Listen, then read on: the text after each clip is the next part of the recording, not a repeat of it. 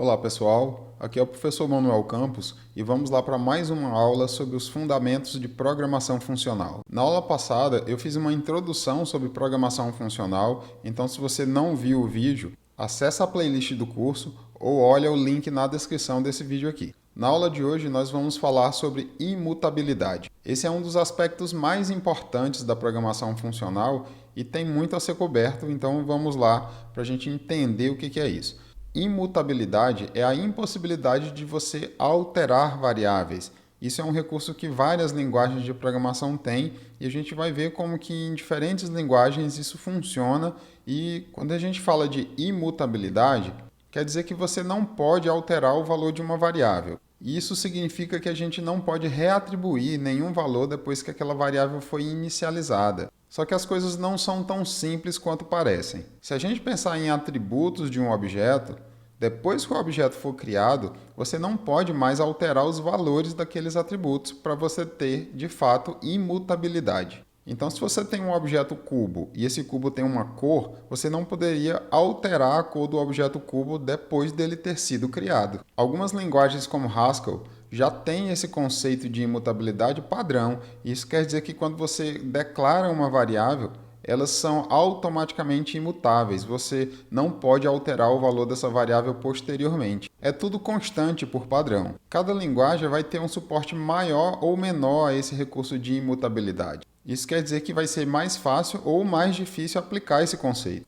Uma das linguagens que tem um bom suporte à imutabilidade é Kotlin, que é uma linguagem que roda na JVM, a máquina virtual Java. Kotlin é uma linguagem sensacional, é como se fosse um Java com superpoderes. Em Kotlin, a gente tem duas palavras reservadas, var e val. Var é para declarar variáveis que você pode mudar o valor a hora que você quiser, e val é para declarar valores constantes, imutáveis. Então, com var a gente tem mutabilidade e com val, de valor, a gente tem imutabilidade. Isso vem acompanhado de um outro recurso de Kotlin, que são as data classes, ou seja, classes de dados. Nesse exemplo aqui, a gente tem uma data class cidade.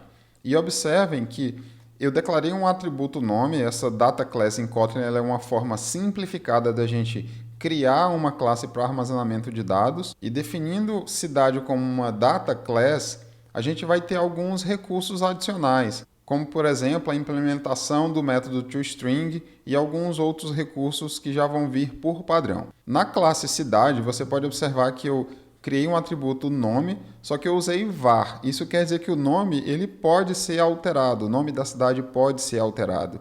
Então ele é um atributo mutável. Se eu tenho um atributo mutável na minha classe, a classe ela é mutável. Os objetos criados podem ser alterados. Já na data class pessoa, eu usei val para declarar todos os atributos. Isso quer dizer que o nome e a cidade não podem ser alterados. Eu não posso reatribuir um valor para nenhum desses atributos. E assim a nossa classe pessoa, ela é uma classe imutável. Mas tem mais detalhes que a gente precisa ver a respeito disso. Então aqui a gente vai ver como usar aquelas data classes que a gente criou. A linha 1 e 2 é o código anterior e as outras 3 é mostrando como é que eu uso isso.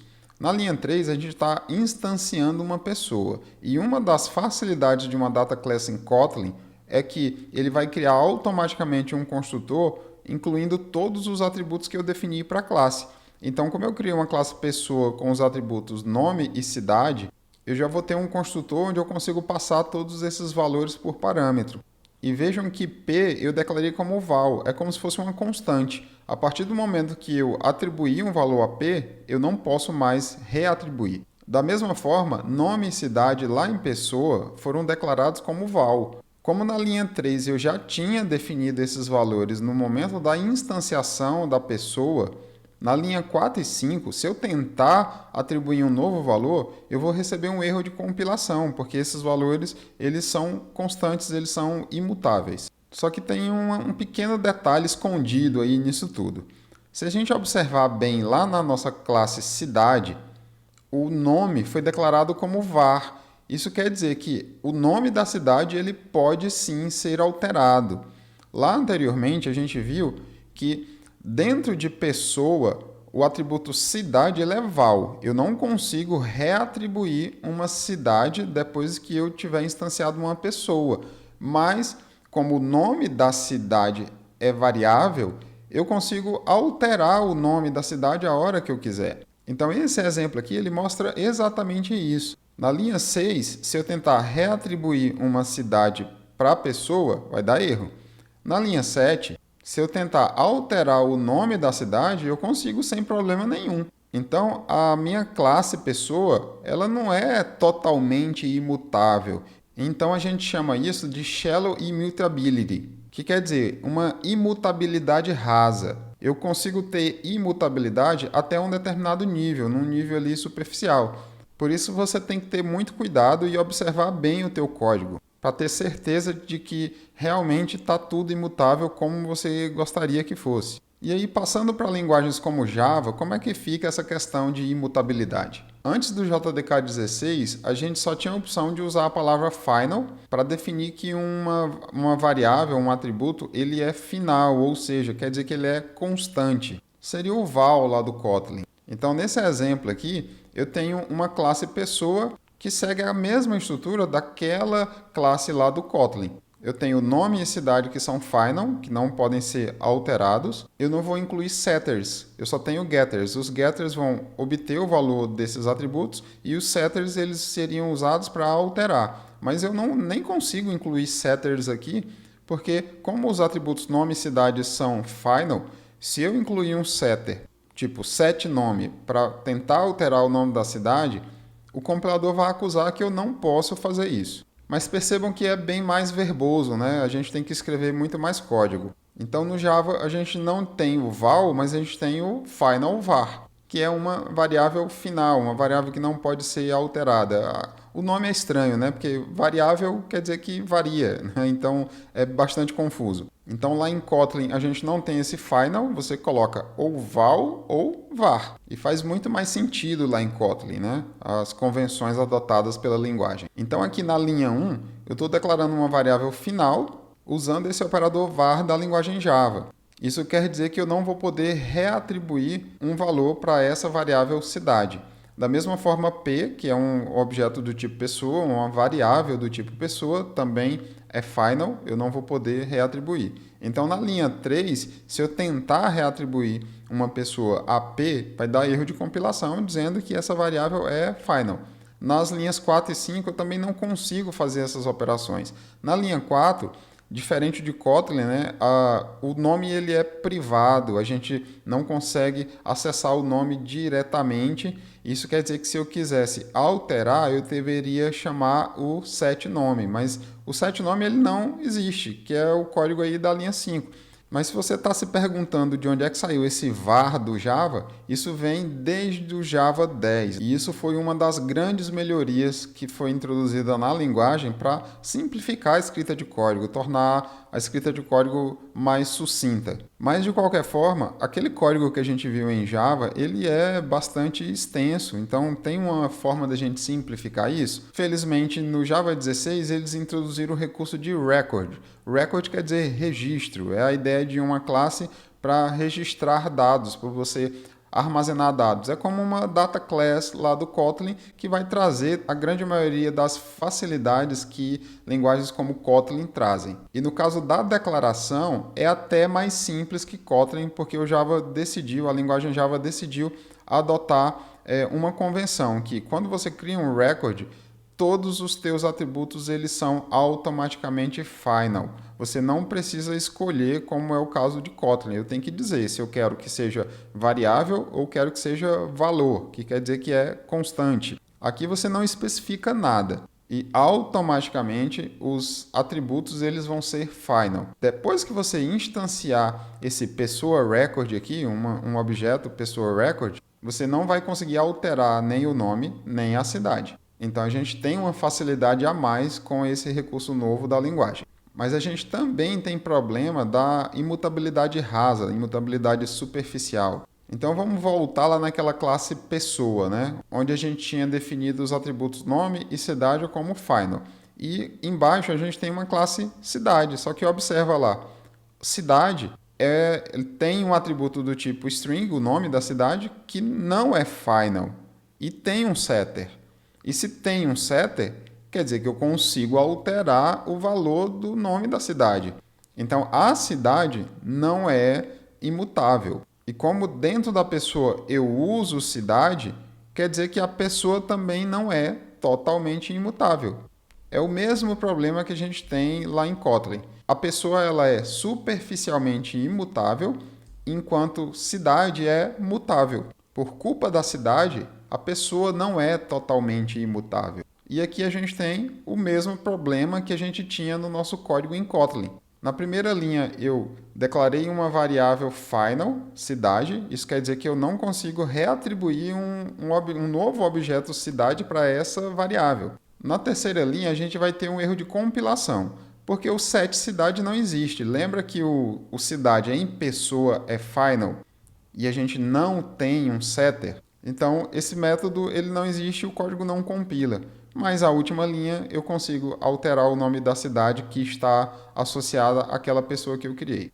E aí você pode imaginar que records resolvem o problema em Java, né? Só que se a gente for olhar esse código aqui, a gente tem uma mistura de record com classes. Eu tenho um record pessoa e eu tenho uma classe cidade. O record é um tipo especial de classes. Você, em qualquer lugar que você pode usar uma classe, você pode usar um record e vice-versa. Então a gente tem um record pessoa, só que cidade é uma classe convencional e o nome da cidade não é imutável. A gente consegue alterar o nome da cidade e a gente volta no mesmo problema anteriormente. Então agora o PR é um objeto do tipo pessoa record e eu consigo alterar o nome da cidade associada a essa pessoa. Então para a gente ter imutabilidade total, todos os tipos envolvidos precisam ser imutáveis. Então observa o que eu fiz. Eu alterei o cidade para um record, até renomeei chamando de cidade record.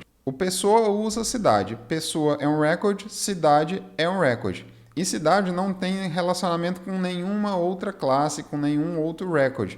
Então cidade é realmente imutável. O único tipo que cidade usa é o string no nome. E string já por padrão em Java é um tipo imutável. Então assim a gente tem imutabilidade total, mas eu preciso realmente me certificar de que todos os tipos envolvidos são imutáveis. Então na linha 3 e 4 a gente consegue instanciar uma cidade e depois uma pessoa. Na linha 5, se eu tentar alterar a cidade, eu vou receber um erro de compilação porque não existe esse método setCidade. Como pessoa é um record, não existem setters. E na linha 6, a gente tem pr.cidade. Esse ponto cidade é o getter, só que nos records em Java, ele automaticamente inclui getters para cada um dos atributos que a gente definiu, só que ele não inclui o prefixo get, então fica até mais sucinto. Mas é um método convencional, diferente de Kotlin. Em Kotlin não, você simplesmente acessa a variável diretamente, não chama um método para acessar aquele atributo, né? Na verdade, o atributo cidade. Então aqui a gente tem, na última linha, um método cidade que vai acessar o atributo cidade dentro da pessoa. E como cidade também é um record, ele não tem setNome na cidade. Esse método também não existe. Então essas duas linhas elas não compilam e assim eu tenho realmente um código totalmente imutável. Em Scala, por exemplo, que é uma outra linguagem que roda na JVM, a gente também tem recursos semelhantes às data classes de Kotlin e aos records de Java. Só que aqui eles chamam de case classes. E nesse exemplo aqui eu já criei cidade e pessoa, os dois como case classes. Então a gente já tem imutabilidade total aqui. Na linha 6 e 7, se eu tentar reatribuir uma cidade ou reatribuir o nome de uma cidade, eu não vou conseguir. E uma coisa bacana que tem tanto em Kotlin quanto em Scala, ali na linha 8, é que as data classes ou case classes aqui na linguagem Scala, elas têm um método copy que me permite fazer uma cópia de um objeto e no caso específico de Scala eu consigo dizer quais atributos eu quero alterar nessa cópia. Então na linha 8 ali, eu vou criar uma cópia da pessoa, só que alterando o peso. E assim essa nova pessoa vai ter todos os valores dos outros atributos, só que o peso vai estar com esse novo valor que eu defini. Isso é uma facilidade que já vem incluído já quando você cria uma case class em Scala. Então, em múltiplas linguagens, a gente vai ter palavras reservadas como var, val e const. Cada linguagem com suas particularidades. A palavra var, ela já indica que a gente vai criar uma variável, que quer dizer que o valor muda. Mas isso depende da linguagem e do restante do código. Então vamos dar uma olhada aqui em 3 exemplos, um em Kotlin, outro em Java e outro em JavaScript. Aqui em Kotlin, na primeira linha, eu criei uma data class país. E não é porque ela é uma data class que quer dizer que ela é imutável. Se a gente observar, eu usei var para tudo, para todos os atributos. Nome e sigla, eu usei var. Então eu estou dizendo que esses atributos eles podem alterar o valor deles. E na linha 2, eu também escolhi usar o var no momento de declarar essa variável país. Eu poderia ter usado o val. Isso quer dizer que depois de atribuir um país, eu não poderia atribuir um outro país para essa variável. Mas como a classe país, os atributos dela são var, a gente sabe que eu consigo alterar o nome e alterar a sigla a hora que eu quiser. Então não é uma data class sozinha que vai definir se eu vou ter imutabilidade ou não. Mas em Kotlin, var ele tem 2 utilidades. Ele é usado para definir que um atributo é mutável, que é o caso ali na linha 1, e também é usado para fazer inferência de tipo em variáveis locais, que é o caso na linha 2. O que é inferência de tipo? É você deixar o compilador ou o interpretador da linguagem descobrir sozinho qual que é o tipo daquela variável. Você não ter que explicitamente, no momento da declaração da variável, dizer qual é o tipo dela. Na linha 1, se você observar, eu tenho o atributo nome que eu estou dizendo explicitamente que o tipo dele é string, porque eu estou criando a classe. Então, se eu estou criando a classe, como Kotlin é uma linguagem fortemente tipada, eu tenho que dizer qual é o tipo de cada atributo dessa classe que eu estou criando. Se a linguagem me obriga a dizer qual é o tipo das variáveis, no momento que eu crio uma classe, eu que tenho que dizer qual é o tipo desses atributos. O compilador ele ainda não lê pensamento para descobrir que o atributo nome é do tipo string. Mas na linha 2, se você observar, a gente também usou o var, mas num contexto diferente. Observe que antes do igual, eu tenho a declaração de uma variável chamada país. Mas eu não tenho 2 pontos e o tipo, que também é país, só que com P maiúsculo. Igual a gente tem ali na linha 1. Eu só tenho var país. Como eu estou criando uma variável local, usando o var, ele vai descobrir, o compilador do Kotlin vai descobrir automaticamente qual é o tipo dessa variável país a partir do valor que eu estou atribuindo à direita do sinal de igual. À direita eu estou instanciando um país, e isso quer dizer que ele consegue detectar que, então, o tipo da variável só pode ser país. E assim eu não preciso repetir, colocar var, digitar o nome da variável, 2 pontos e o tipo da variável. Então, o 2 pontos tipo ele é eliminado na criação de variáveis locais com o var do Kotlin. Então, no Kotlin, o var ele tem essas 2 finalidades. Definir que um atributo é mutável e declarar variáveis locais com inferência de tipo. Em Java, a gente não tem essa primeira opção. O var do Java ele só funciona para inferência de tipos de variáveis locais. Então, se você olhar a linha 4, ela é semelhante à linha 2. É a mesma estrutura. Var, o nome de uma variável, recebe e o valor que você quer atribuir a essa variável. E se você achar que o var do Java tem alguma coisa a ver com o var do JavaScript, não tem absolutamente nada a ver.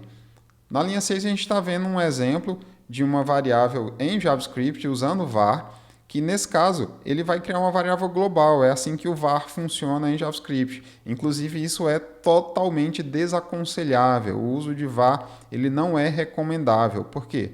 Uma variável global ela é como um cego no tiroteio, né? Então você pode receber uma alteração, um tiro ali, e você não sabe de onde esse tiro, de onde essa alteração veio, porque ela pode ter vindo de qualquer lugar, de qualquer parte do código. E isso dificulta muito encontrar bugs e resolver bugs quando você tem esse tipo de alteração indevida e você não sabe de onde a alteração partiu. Então, diferente de JavaScript, o var, primeiro, que ele só cria variáveis locais, só funciona para variáveis locais, não funciona em outro lugar, não funciona para atributos, não funciona para parâmetros de métodos. E segundo, quando a gente define uma variável usando var, eu não estou dizendo que essa variável ela pode receber qualquer valor, como é o caso do JavaScript, que ela pode receber valores de qualquer tipo. Em JavaScript, se eu declarar uma variável, seja com var ou com let, que é outra forma da gente declarar variáveis, só que variáveis locais, se eu adicionar um número inteiro nessa variável e depois eu quiser adicionar uma string, eu adiciono. Eu posso trocar o tipo do valor que eu quiser a hora que eu bem entender. O var do Java não. Da mesma forma que o var do Kotlin. Os compiladores Java e Kotlin, eles verificam qual é o tipo do valor sendo atribuído àquela variável e depois que o valor foi atribuído, o compilador não vai deixar você atribuir um valor de um tipo diferente, de um tipo incompatível. Então, o var do Java funciona para isso, só para inferência de tipo em variáveis locais, enquanto o var do JavaScript é para criar variáveis globais. Por outro lado, a gente tem val ou const, que a gente usa para impedir reatribuir um valor a uma determinada variável. O val em Kotlin ele tem duas finalidades. A primeira é para definir atributos constantes. Você não pode reatribuir um valor a essa constante depois que você inicializou ela. E também serve para inferência de tipo de variáveis locais. Então, essa segunda funcionalidade é a mesma como no caso do var. Então, aqui na linha 1 e 2, a gente usou val para tudo. Na criação da classe na linha 1, eu disse que todos os atributos são val, ou seja, são constantes. A partir do momento que eu defini o nome e a sigla, eu não consigo mais reatribuir, alterar o nome e a sigla. E na linha 2, eu declarei país como val. Isso quer dizer, depois que eu inicializar país, esse valor país, eu não vou poder reatribuir um novo país a ele. Então, o país é constante. Já em Java a gente não tem val, como a gente já viu, eu tenho que escrever final var. E ele continua tendo só uma funcionalidade, que é fazer inferência de tipo. O var, independente de ter o final ou não, ele só serve para inferência de tipo em Java, para variáveis locais. Já em JavaScript a gente usa const para dizer que depois de declarado, aquele valor não pode ser alterado, não pode ser reatribuído. Então, bem, imutabilidade é a incapacidade de você alterar uma variável depois dela ter sido inicializada. E isso pode parecer não fazer sentido, porque a gente precisa alterar variáveis. Como é que eu não vou alterar o peso de uma pessoa que muda o tempo inteiro? Eu tenho uma pessoa cadastrada no sistema e tem um atributo peso e eu não vou poder alterar? Como é que eu não vou permitir que um usuário altere o seu próprio cadastro? Ou como eu não vou corrigir o nome de uma cidade que foi cadastrado errado no banco de dados? Então isso é bem confuso. Mas a resposta é, a gente altera sem alterar. Fazendo como? Criando outros objetos. Se você está aplicando esse conceito de imutabilidade, se você precisa alterar alguma coisa, você cria uma cópia alterando aquilo que você quer na cópia. No momento da criação da cópia, você já diz quais são os novos valores que você quer utilizar para aquela cópia. A gente viu até um exemplo em Scala do método copy que as case classes de Scala já fornecem automaticamente, que é o mesmo caso de Kotlin. Então aqui na linha 2 e na linha 4, a gente está usando os métodos copy para criar uma cópia de um país alterando qualquer coisa que eu queira. Então esse país alterado na linha 2 é uma cópia do objeto país, só que com um novo nome. Na linha 4, a gente tem o código em Scala que também usa o método copy, mas eu posso dizer quais atributos eu quero alterar explicitamente. Eu digo nome igual e um novo valor para o atributo nome. E assim a gente cria uma cópia alterada do país. Mas quando você tem bancos de dados envolvidos, você tem uma classe que representa uma tabela no banco de dados que a gente sabe que a gente precisa alterar, nem toda linguagem vai fornecer essas facilidades que Kotlin e Scala nos fornecem para eu poder criar uma cópia alterada daquele objeto. Só para você ter uma ideia, em Java, Record só foi incluído no JDK 16, que foi lançado em 2021. Então a gente não tinha essas facilidades como as data classes de Kotlin ou as case classes de Scala. Até 2021 a gente não tinha isso em Java. Então era muito mais difícil você garantir imutabilidade, porque dava muito mais trabalho.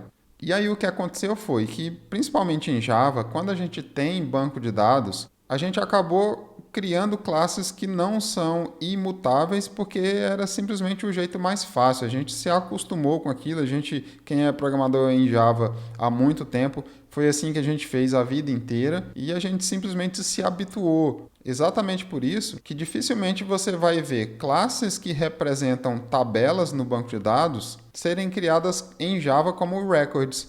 Você vai ver elas como classes mutáveis convencionais. Mas não porque hoje a gente não tenha recursos de imutabilidade em Java. Mas se você está usando frameworks de mapeamento objeto relacional, os famosos ORM como Hibernate, as versões atuais já têm total suporte a trabalhar com records e você pode sim trazer mais recursos de imutabilidade para o seu código de uma forma muito mais fácil. Mas quando a gente fala de processamento de dados, aí, imutabilidade é a melhor solução, porque hoje, como várias linguagens têm um excelente suporte à imutabilidade, não tem por que você não usar quando isso realmente é de fundamental importância. Então, se você pensar em processamento de dados, o que acontece? Você vai receber ali um conjunto de dados que você precisa executar alguma operação sobre esses dados e devolver algum resultado como resposta. É entrada e saída. E digamos que você fez o seguinte, você foi lá no banco de dados, você pegou a lista de clientes cadastrados e você obteve o peso desses clientes, semelhante ao exemplo que a gente viu na aula anterior. Então imagina que você quer calcular a média do peso de todos os clientes que você tem. Não faz o menor sentido o teu algoritmo que está processando esses dados alterar o peso dos clientes. Ele tem que simplesmente pegar o peso do jeito que está lá, somar e depois dividir pela quantidade de clientes para obter a média. Então, imutabilidade faz todo sentido. Se o teu algoritmo ele fizer alguma alteração em algum dado lá do cliente, ele pode acabar gerando um resultado incorreto. Em geral, só faz sentido você alterar algum dado quando você precisa fazer conversão. Por exemplo, digamos que o peso está armazenado lá no banco de dados em quilos e por algum motivo você precisa desse peso em gramas. Mas você percebe que é só uma conversão, então é só um cálculo que você vai fazer em cima do peso, mas o peso em si, ele não pode, em hipótese alguma, ser alterado, não durante esse processamento. Então, se ele não pode ser alterado, se você tem classes imutáveis, variáveis imutáveis, você vai evitar que você mesmo cometa erros de alterar dados que não podem ser alterados. Então, a partir do momento que você percebeu os benefícios da imutabilidade, você vai começar a procurar introduzir imutabilidade sempre que possível. Inclusive em linguagens como JavaScript, que é muito fácil de cometer erros, uma das boas práticas é você declarar tudo como constante até você descobrir que de fato você precisa de uma variável. Isso não se aplica só a JavaScript, isso se aplica a qualquer linguagem. Mas agora vamos continuar falando sobre mutabilidade em listas e por que isso é um problema seríssimo. Aqui eu trouxe mais uma vez um algoritmo bem simples, semelhante ao que a gente viu na primeira aula, que vai fazer a soma dos pesos de uma lista de pessoas. Só que na linha 3 e 4, eu de propósito incluí um código que vai alterar essa lista. Eu coloquei uma condição ali arbitrária, que nesse caso ela vai acontecer uma vez só. Quando a soma dos pesos for zero, ainda for zero, ele remove o primeiro elemento dessa lista de pessoas. Então assim eu vou estar alterando a lista. Isso quer dizer que a minha lista, se ela permite isso, ela é uma lista mutável. E aí considera que a gente tem as pessoas com pesos 80, 60, 70 e 90, como está mostrando aí à direita. Se o meu objetivo era obter o peso de todas as pessoas na minha lista, obviamente essas linhas 3 e 4, elas vão fazer com que eu não chegue nesse objetivo, porque eu estou removendo uma pessoa da lista. Como eu estou usando um for each, ele vai percorrer a lista automaticamente. Só que ele vai pegar a primeira pessoa, que tem o peso 80, que eu destaquei em negrito. Então, ele vai pegar a primeira pessoa com peso 80. Como a soma dos pesos começa com zero, a primeira vez que ele entrar no for, na linha 3, ele vai verificar que soma de pesos ainda é zero. É a primeira iteração, e aí ele remove a pessoa de peso 80 da lista. Mas ele já armazenou essa pessoa na variável P na linha 2. E aí na linha 5 ele continua, ele vai pegar então o 80, vai somar no soma pesos e soma pesos passa a ser 80. E ele imprime o nome da pessoa, eu poderia imprimir o peso, o que eu quisesse. Só que aí, no momento que ele voltar no início do loop para passar para a segunda pessoa, o for each, ele vai detectar que a lista de pessoas foi alterada, que o tamanho da lista mudou. E assim ele vai me dar um erro. Ele vai gerar uma Concurrent Modification Exception. Se você vir essa mensagem em qualquer lugar dentro do teu código, quer dizer que você estava executando um processo e variáveis que estavam sendo usadas por esse processo foram alteradas em paralelo. No nosso caso, a gente tem um for que está percorrendo a lista, só que durante a execução do for, a lista foi alterada. O for each, ele consegue detectar isso. E nesse caso é ótimo. Esse erro é perfeito que ele aconteça. Por quê? Porque se ele aconteceu, ele está me dizendo, algum dado foi alterado, no nosso caso aqui vai ser a lista, na mensagem de erro vai estar a informação de que a lista foi alterada, e eu vou saber que se ela foi alterada durante o processo, eu possivelmente teria um resultado incorreto. Então, durante o processamento da lista, durante o loop, a lista ela não deve ser modificada. Eu não posso remover, adicionar elementos na lista, porque assim eu vou acabar com um resultado que é um resultado inconsistente. Ele gerar uma exceção não é algo ruim, nesse caso é algo bom, porque a aplicação está me dizendo que alguma coisa está errada e eu vou saber que algo está errado e tentar descobrir o que é que causou. No nosso caso foi intencional. A linha 3 e 4 foi incluída simplesmente para mostrar o problema. Só que no mundo real, numa aplicação real, o que vai acontecer é que eu não vou ter inserido essas linhas 3 e 4 de propósito. Às vezes eu estou simplesmente percorrendo uma lista em um outro código, em outro lugar, que às vezes eu não fazia nem ideia de que esse código estava lá.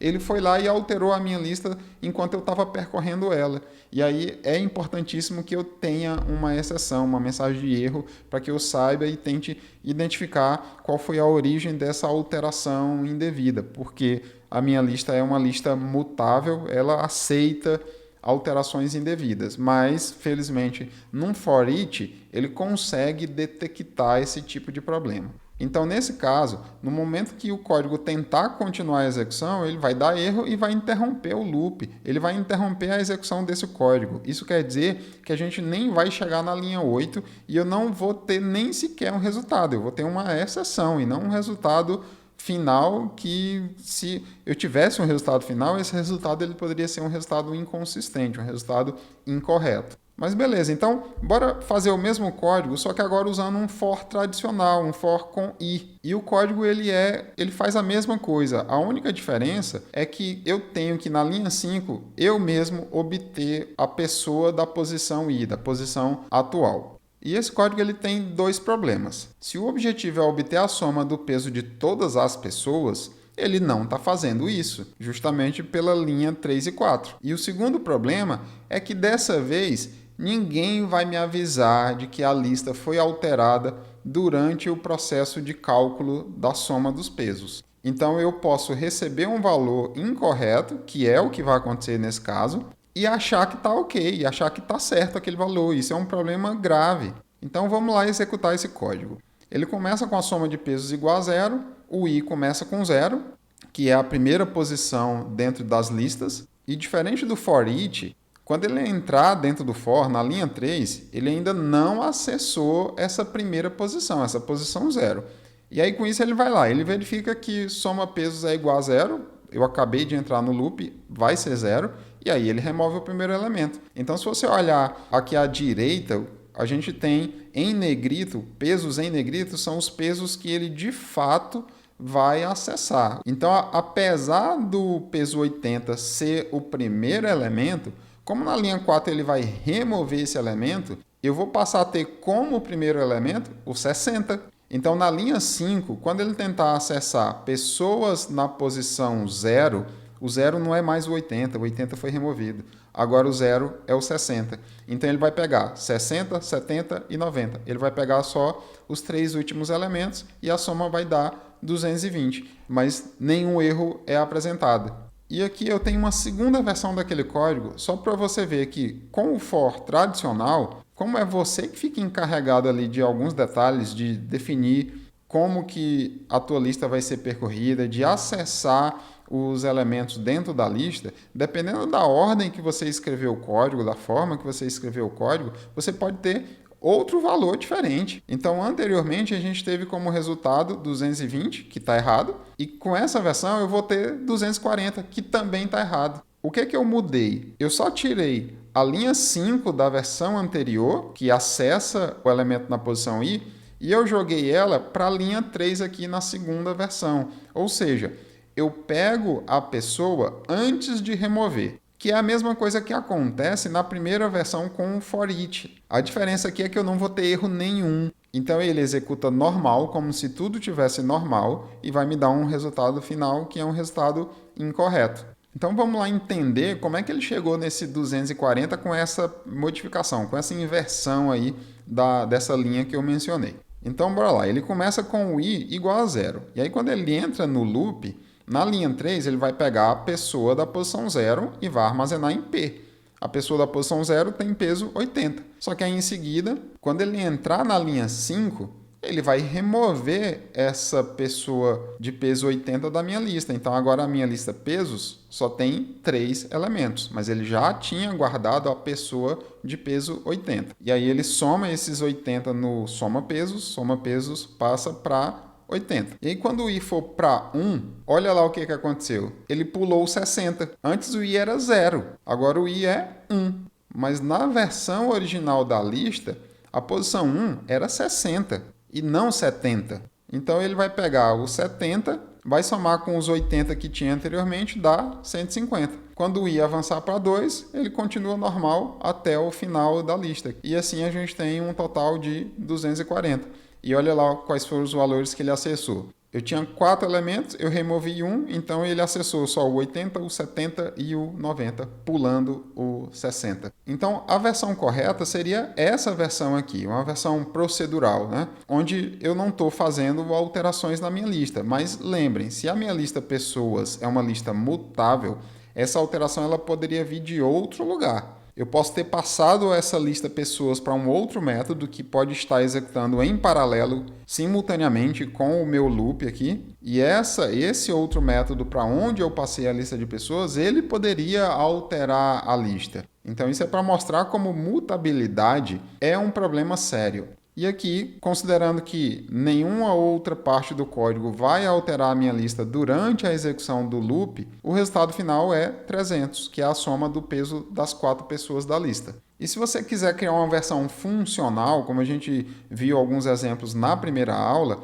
a versão funcional já tem essa natureza de imutabilidade. Aqui no meio do processo, é muito mais difícil você conseguir alterar uma variável. Você até pode tentar fazer, mas você também vai receber uma exceção se você fizer isso. É uma versão mais simples do que o for each. E nesse caso, é uma versão menor. A gente teve que escrever menos código e nos preocuparmos com muito menos detalhes. Você pode não entender exatamente o porquê de cada mínimo detalhe aqui nesse código, mas você consegue entender o que ele está fazendo no final. Então, se a gente olhar na linha 3, ele está pegando o peso das pessoas, o peso de cada pessoa, e na linha 4 ele está somando. O código funcional ele é muito mais focado no que, em qual é o problema, e não em como resolver o problema. O problema é somar os pesos. Usar um for é o como, é uma maneira de a gente conseguir fazer a soma dos pesos das pessoas.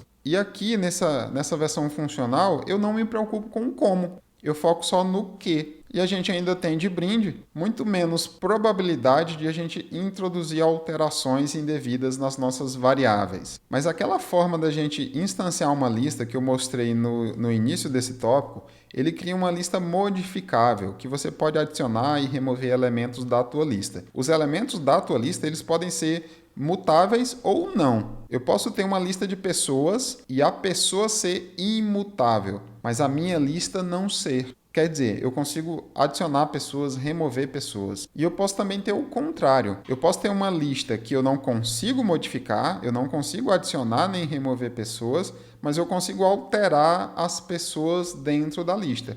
Isso quer dizer que cada pessoa não é imutável e isso torna a minha lista também não totalmente imutável. E aí a gente diz que ela é não modificável. Se eu não consigo adicionar nem remover elementos da lista, mas eu consigo alterar os elementos existentes na lista, alterar o nome da pessoa, por exemplo, então a minha lista ela não é imutável, ela é não modificável.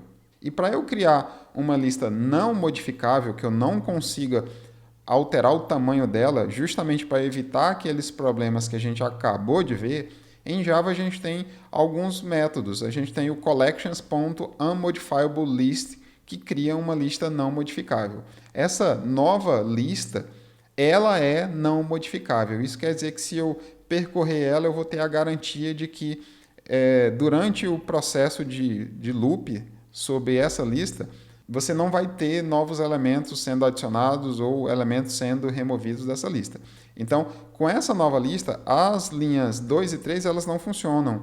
O código ele compila nesse caso, mas na hora que eu tentar executar esse código, ele vai dar erro na linha 2 e na linha 3, dizendo que a lista ela é não modificável. Você não pode adicionar e nem remover elementos dessa lista. E assim como a gente tem para listas, a gente tem para os outros tipos de coleções do Java, como set e map. Então você tem o collections.unmodifiableSet e unmodifiableMap para criar conjuntos e mapas não modificáveis. Então, como eu falei, não modificável é diferente de imutável. Essa lista não modificável eu não consigo adicionar nem remover, mas eu consigo alterar o nome de uma pessoa que esteja dentro da lista, caso essa pessoa seja mutável. Se pessoa é uma classe convencional que tem um método setNome, eu vou conseguir alterar o nome da pessoa. Então, para minha lista de fato ser imutável, pessoa também precisaria ser imutável, mas essa forma, usando esses métodos da classe collections, eles são usados para quando você já tem uma lista que ela é modificável e você quer criar uma versão não modificável. E a parte boa é que esses métodos eles não criam uma cópia dos elementos da lista. Eles não duplicam os dados, porque se ele fizesse isso, você concorda que isso é um desperdício enorme de memória? Digamos que você tem uma lista de pessoas com 10.000 elementos.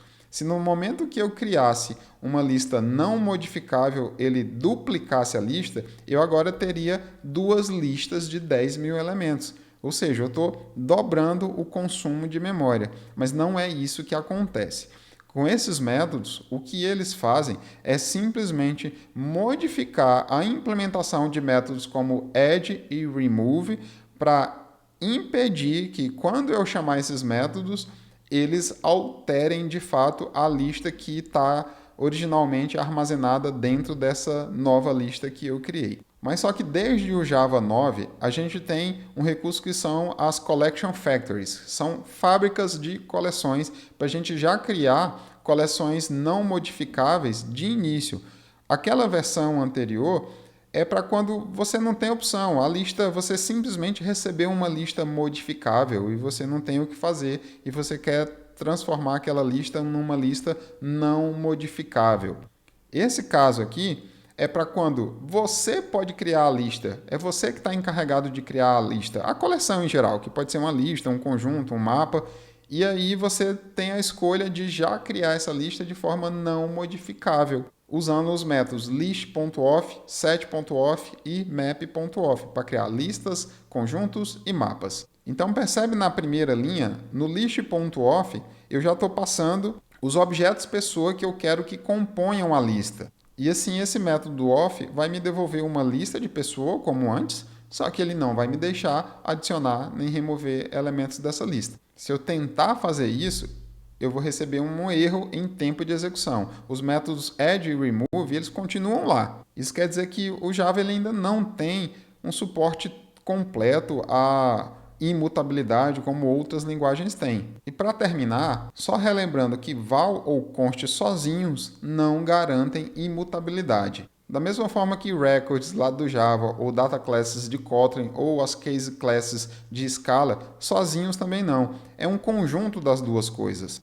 E por último, tem uma frase famosa que eu não sei a quem ela é atribuída, que diz que mutability is the root of all evil, ou seja, mutabilidade é a raiz de todo mal. Essa é uma frase, na verdade, inspirada em uma outra frase que diz que otimização prematura é a raiz de todo mal. Essa frase foi escrita em um artigo do Donald Knuth, que é um cientista da computação renomado, e as duas são muito verdade. Muitos dos bugs, dos problemas que a gente tem nos nossos softwares, eles são causados por alterações indevidas em variáveis. Então, a partir de hoje, tente aplicar imutabilidade o máximo que você puder dentro do teu código. E assim você vai entregar software de muito mais qualidade e ter muito menos dor de cabeça com manutenção. Então por esse vídeo é isso, espero que vocês tenham gostado do conteúdo e não deixem de acompanhar as próximas aulas. Espero que eu tenha deixado claro que imutabilidade é um conceito importantíssimo e que vocês passem a aplicar cada vez mais nos seus projetos. Se gostou do vídeo, não esquece de deixar seu like